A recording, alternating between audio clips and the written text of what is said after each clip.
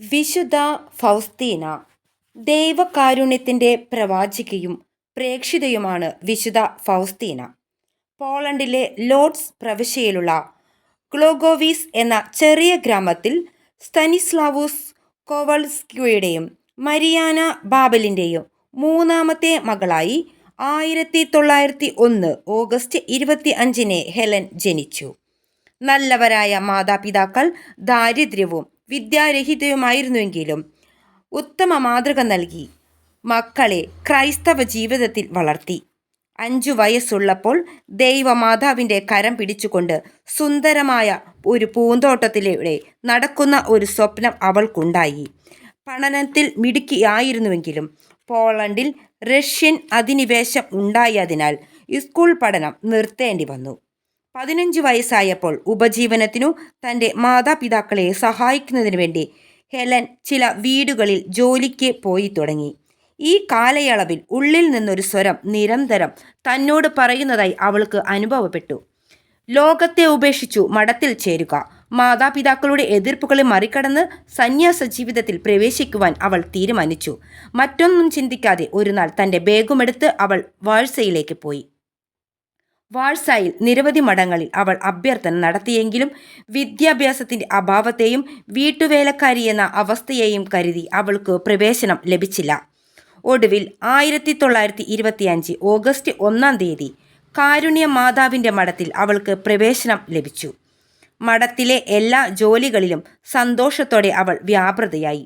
1926 April 30 sister Mary ഫൗസ്തീന എന്ന നാമത്തിൽ അവൾ സഭാവസ്ത്രം സ്വീകരിച്ചു. 1928 ഏപ്രിൽ 30 അവൾ വ്രത വാഗ്ദാനം നടത്തി. ഈ അവസരത്തിൽ തൻ്റെ ആഗ്രഹം അവൾ കർത്താവിനോട് പറഞ്ഞു. ഏറ്റവും അടുത്തിടപഴകുന്നവർക്ക് പോലും മനസ്സിലാക്കാൻ പറ്റാത്ത ശക്തമായൊരു സ്നേഹത്താൽ നാഥനു വേണ്ടി സ്വയം ശൂന്യയായി തീരുവാൻ ഞാൻ ആഗ്രഹിക്കുന്നു. ഈ പ്രാർത്ഥന ദൈവത്തിന് സ്വീകാര്യമായി തീർന്നു എന്നത് അവൾ അറിഞ്ഞില്ല. അവളെ മഠത്തിൽ അർത്തിനിയായി സ്വീകരിച്ച മദർ മൈക്കിൾ മൊറാസ്കോവ സന്യാസി സഭയുടെ ആ വർഷങ്ങളിലേക്കുള്ള സുപ്പീരിയർ ജനറലായി തീർന്നു. ഈ മദറായിരുന്നു ഫൗസ്തീനയുടെ സന്യാസ ജീവിതത്തിൽ അവൾക്ക് ഏറ്റവും വലിയ താങ്ങും തണലുമായി നിന്നിരുന്നത്.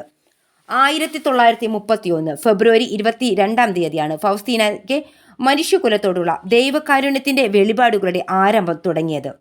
വിശുദ്ധയുടെ വാക്കുകൾ ഇതാ: എൻ്റെ മുറിയിൽ സന്ധ്യാസമയത്ത് വെള്ളവസ്ത്രം ധരിച്ച ഈശോനാഥൻ എനിക്ക് പ്രത്യക്ഷപ്പെട്ടു.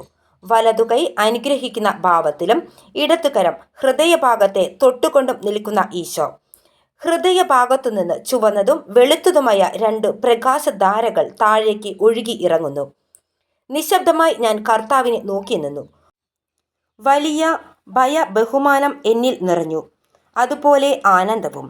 അല്പം കഴിഞ്ഞപ്പോൾ ഈശോ എന്നോട് പറഞ്ഞു, നീ ഇപ്പോൾ കണ്ട വിധത്തിൽ ചിത്രം വരപ്പിക്കുക. അടിയിൽ ഈശോയെ, ഞാൻ അങ്ങയിൽ ശരണപ്പെടുന്നു എന്ന് ആലേഖനം ചെയ്യുക. ഈ ചിത്രം ആദ്യം നിങ്ങളുടെ കപ്പേളയിലും പിന്നീട് ലോകം മുഴുവനും വണങ്ങപ്പെടണമെന്ന് ഞാൻ ആഗ്രഹിക്കുന്നു. ഈ ചിത്രം വണങ്ങുന്ന ആത്മാവ് നശിക്കുകയില്ല എന്ന് ഞാൻ വാഗ്ദാനം ചെയ്യുന്നു. ആ ആത്മാവ് തൻ്റെ ശത്രുക്കളുടെ മേൽ പ്രത്യാഗിച്ച് മരണനേരത്ത് വിജയം വരിക്കുമെന്നും ഞാൻ വാഗ്ദാനം ചെയ്യുന്നു. എൻ്റെ മഹത്വത്തിനായി ഞാൻ തന്നെ ആ ആത്മാവിനെ സംരക്ഷിക്കും. ഈസ്റ്റർ കഴിഞ്ഞുള്ള ആദ്യത്തെ ഞായറാഴ്ച ദൈവകാരുണ്യത്തിൻ്റെ തിരുനാളായി ആചരിക്കപ്പെടണമെന്നും യേശുനാഥൻ ഫൗസ്തീനയ്ക്ക് സന്ദേശം നൽകി.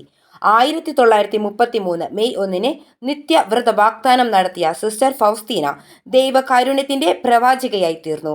തന്നെ മനസ്സിലാക്കുവാനും സഹായിക്കുവാനും ആരുമില്ലാത്ത അവസ്ഥയിൽ ഒരു ആത്മീയ ഗുരുവിനെ നൽകണമെന്ന് അവൾ പ്രാർത്ഥിച്ചു.